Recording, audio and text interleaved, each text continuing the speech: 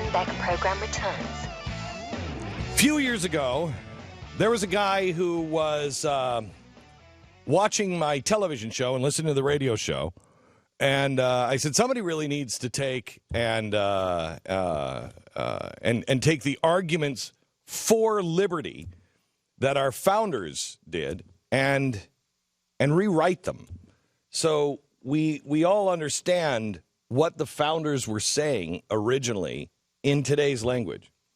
And a guy who was in law school at the time, he happened to be listening, and he was like, that's a pretty good idea. And so he wrote it in today's language. It became a #1 bestseller. It was called The Original Argument. And he has now done it again. This time it is called Liberty's Secrets. I was a little disappointed because I thought it was like Victoria's Secrets. But not a lot of pictures in this one. There's no pictures in this one. So Joshua Charles is with us now. Joshua. Glenn, it's an honor to be with you, and want to just thank you for all this. It's you catalyzed a lot of this, and here we are. Well, I mean, again, I would just say that it might have sold more books if you would have put Dolly Madison as something hot. But probably. Yeah, but you didn't. Probably. Here's what you have a really good way of distilling the things that we have lost and that we used to know, and now we really don't even think about it all that much. You take on Ben Franklin's list of virtues, which is one of my favorite stories about Ben Franklin, one of the best things, and you have taken that now and made it approachable for today. Would you just start there? Yeah, no, I think one of the biggest things we've lost is this idea that freedom is only possible for a society that is virtuous, is moral, has a moral compass. And I think what we're struggling with these days is, among other things, we've lost the ability to have a coherent moral discussion. We're not even on the same planet. We're in different universes in some cases. When you read the founders' writings, they're full of words like truth and justice and righteousness. And while of course not all of them agreed at every moment of every day of every year what exactly that meant, they did believe it was out there, that there was a truth, there was a justice, there was a righteousness. And so it provided a coherence to their language, to the way they were able to discourse. And as far as Franklin's, hang on. That's where I start. Hold on just a second before you go into that. And it wasn't just we'll hear politicians now talk about the truth, and they'll talk about, I've not heard them use the word righteousness, but they will talk about doing the right thing. But that's not the same. That's a campaign speech. These guys actually believed in it. They believed there was one universal truth. Absolutely. And it was clearly derived from the Judeo-Christian principles that many of them held to. There's a lot to that. I'd remind people, the book is several hundred pages long, so there's a lot of detail to all this, and can't flesh it all out on a radio interview. But starting with Franklin's list of virtues, I think there were 10 to 13 somewhere in there. 13. They mentioned things like chastity. I don't think that'd be very popular today. Yeah. And Franklin himself, I think, didn't fully live up to that one. But temperance, controlling your appetites, frugality, orderliness. I mean, all these various virtues. And then, of course, the last one, humility, imitate Socrates and Jesus. And so there was this idea that if you want to be free, then act like it. That for every freedom which is asserted, there is a duty which is put on you. And if you don't have the duty along with the freedom, then you really don't want to be free.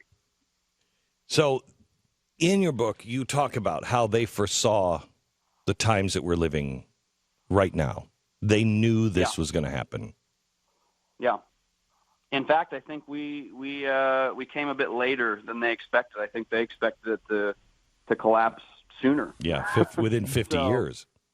Yeah, certainly. And it's actually really eerie when you read some of the letters, James Madison, Adams, Jefferson even.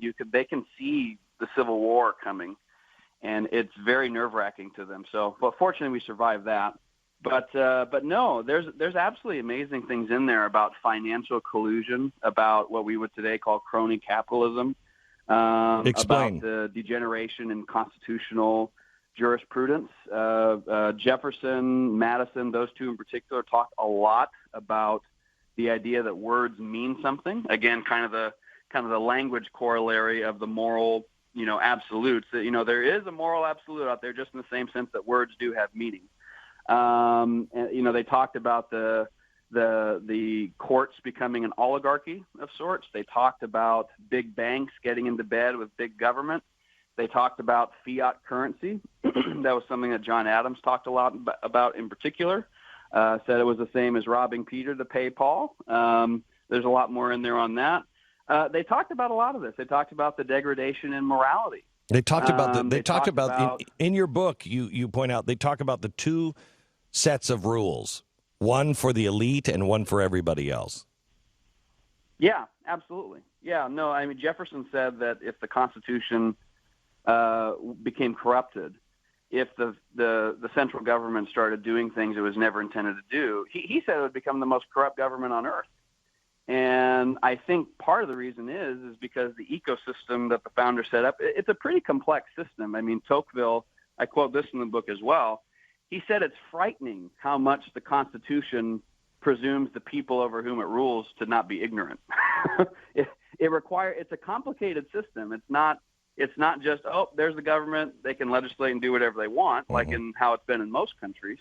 I mean, to this day, Parliament is still supreme in the United Kingdom. They technically have a queen, but she's pretty much there just for the figurehead.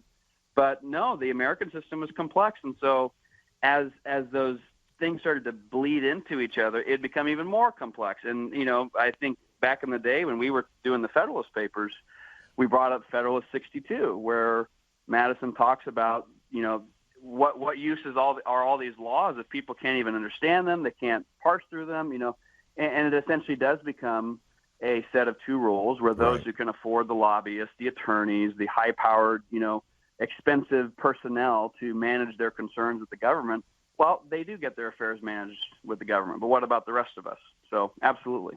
So the name of the book is Liberty's Secrets. And if you are a liberty lover, a homeschooler, somebody that is trying to make their way through and understand what are the essential things, what is the subtitle of the book, what is the lost wisdom? What is the stuff that is laying on the scraps on the table that nobody is even looking at anymore, that we need to remember, and then also will be the secret for putting things back together? I don't want to wreck the book, but the very end is Liberty's resurrection, and you want to go into a little bit of because you do have optimism, which mine's fading rather fastly, rather quickly, Joshua. But well, I don't know how much I would say it's optimism. I'm not a pessimist. I'm a short-term pessimist, no doubt. But I read a lot of history, as I know you do too. And I was just in Egypt this summer, was seeing some amazing stuff, and you just learn that there are waves to these things. There's crests and there's downfalls and there's rises and things wax and wane. And we've seen people get it together. And so, I don't know for sure, but what I talk about in that concluding section is just, if we want to be free, this has got to be our attitude. And the fact is that liberty is not a risk-free proposition. It is inherently risky, but it is that risk which allows the greatest display of human flourishing and greatness in the first place. You can't have that display of human greatness, ingenuity, increase in quality of life. You can't have that if everybody is just worried about being secure. And that's what I think is happening. So those are the general things I talk about. I don't lay out a program. I don't lay out a 10-point, do this and what. No.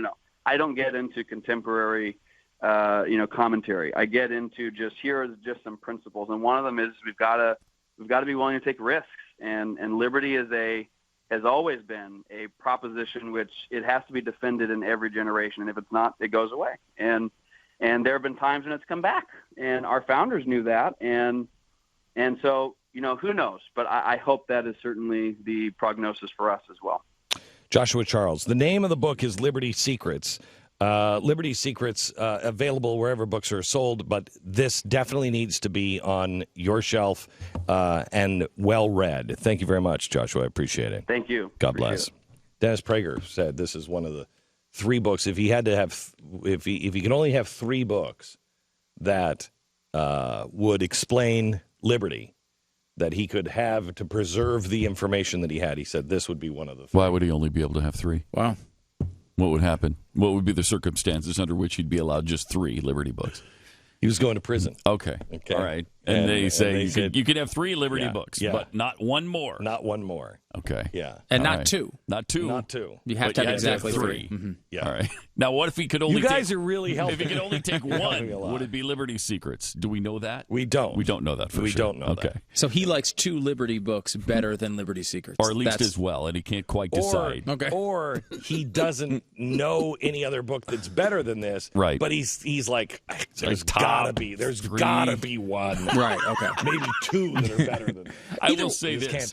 That's high praise, I mean. It is high praise. I was just helping my daughter with her homework the other night, and she was assigned Federalist Papers, an assignment on the Federalist Papers. It was either like 1 or 16 or something.